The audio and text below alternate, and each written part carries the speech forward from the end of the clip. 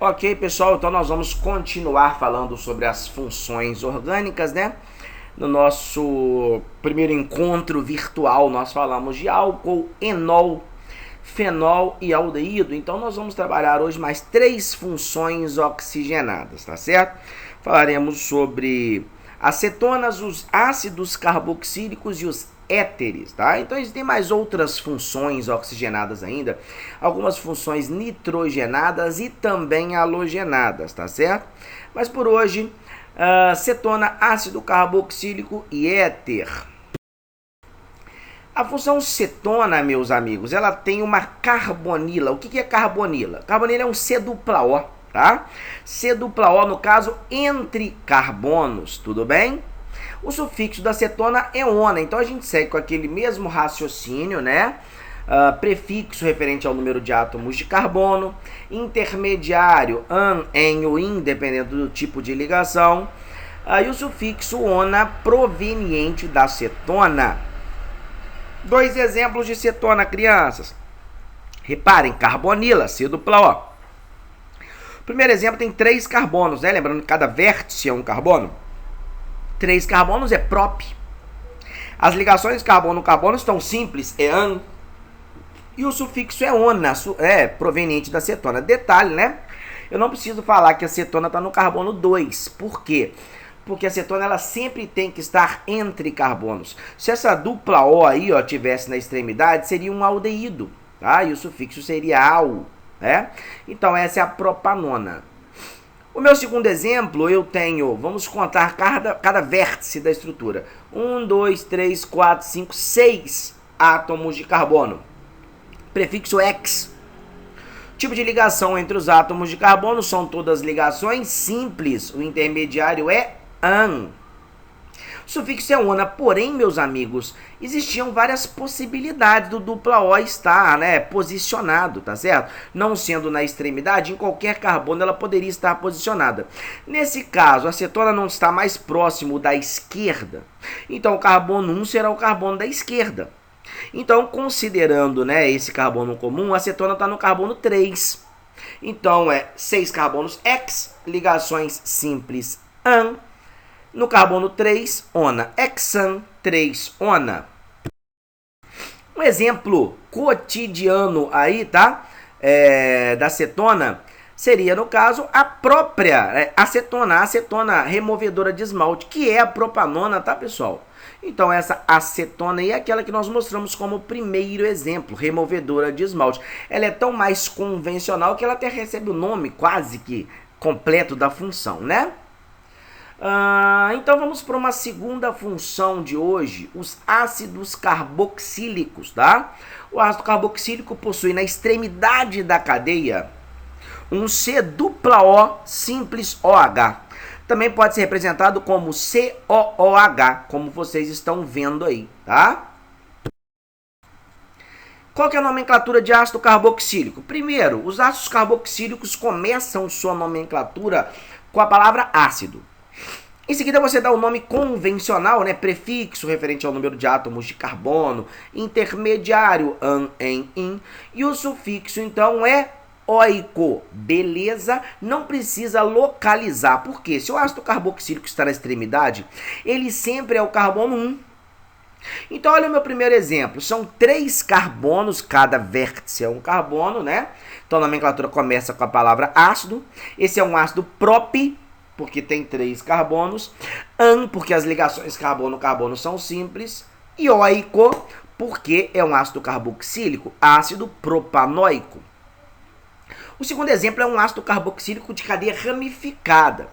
E o carbono 1, meus amigos, é o carbono da função, tá? Então, o carbono 1 é o carbono da esquerda, é aquele que tem o C-O. Sendo assim, no carbono 2, no segundo carbono, eu tenho um radical para baixo, que é o metil. Então, esse cara é o ácido 2-metil. E aí vem minha cadeia principal, que são 1, 2, 3, 4 carbonos. É o ácido 2-metil-but. Das ligações simples, oico, pertencente à função. Um ácido carboxílico cotidiano que eu passo para vocês aí é o vinagre, tá? O vinagre também é conhecido como ácido acético, é uma solução aquosa de ácido acético. O ácido acético também é denominado ácido etanóico. O que é et? 2 carbonos. Ligação simples. Óico proveniente dos ácidos carboxílicos. Então, o ácido etanóico, também chamado de ácido acético, é o principal constituinte, é o efeito ativo, tá, do vinagre. Próxima função, hoje nós teremos uma aula então bem curtinha, né? Para a gente agregar bastante valor à aula, né? Confirmar bastante o conhecimento, não adianta a gente tentar empolgar demais, jogar muita matéria e o aluno não conseguir acompanhar, tá certo? Então vamos lá, função éter. A função éter é quando tem um oxigênio como heteroátomo. Então você tem oxigênio separado por 2 radicais, carbono para um lado, carbono para o outro lado. Eu coloquei R e R', por quê? Porque não necessariamente, meus amigos, um lado tem que ser igual ao outro. Então podem ser 2 lados diferentes, tá? Então, enfim, eu tenho que ter o oxigênio como heteroátomo, tá certo? Então, separando grupos de carbono. Eu tenho 3 nomenclaturas diferentes, tá? Dividida em nomenclatura oficial e usual. Para a nomenclatura oficial dos éteres, funciona o seguinte. Você vai pegar o lado menor e chamar de oxi.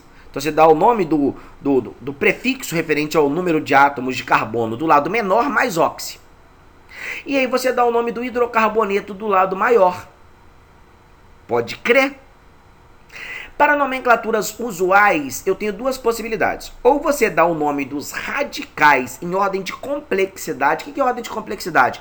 Primeiro o radical menor, depois o radical maior. Lembrando que radical tem sufixo -il.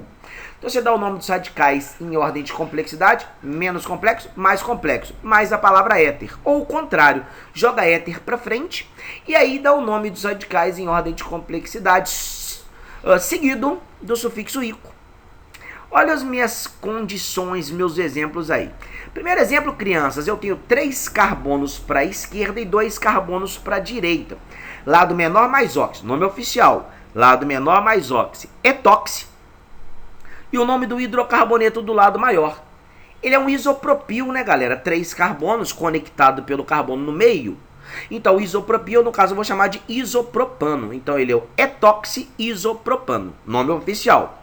Nomes usuais. Então, em ordem de complexidade, os radicais. 2 carbonos é o lado de menor complexidade, 3 carbonos é o lado de maior complexidade. Logo, fica etil, isopropil, éter. Ou, jogando éter para frente, éter, etil, isopropílico. Segundo exemplo, à direita, né, do nosso slide. Lado menor mais óxido, etoxi, benzeno, que é o nome do hidrocarboneto do lado maior. Ou, ordem de complexidade, crianças, radicais em ordem de complexidade. Lado menor etil, lado maior fenil. Etil, fenil, éter. Ou, éter, etil, fenílico. Por fim, um exemplo cotidiano dos éteres, tá? Eu tenho aí o éter comercial. Aquele éter utilizado como anestésico, vendido nas farmácias, utilizado também nos hospitais, tá? O éter etílico é o dietiléter, tá certo? Ou etoxietano, é o oxigênio como heteroátomo. 2 carbonos para um lado, um etil para um lado. 2 carbonos para o outro lado, um etil também para o outro lado. Tudo bem, meus amigos? Que bom, então, né? Espero que vocês tenham compreendido, que a gente tenha acumulado mais conhecimento, tá certo? Até breve.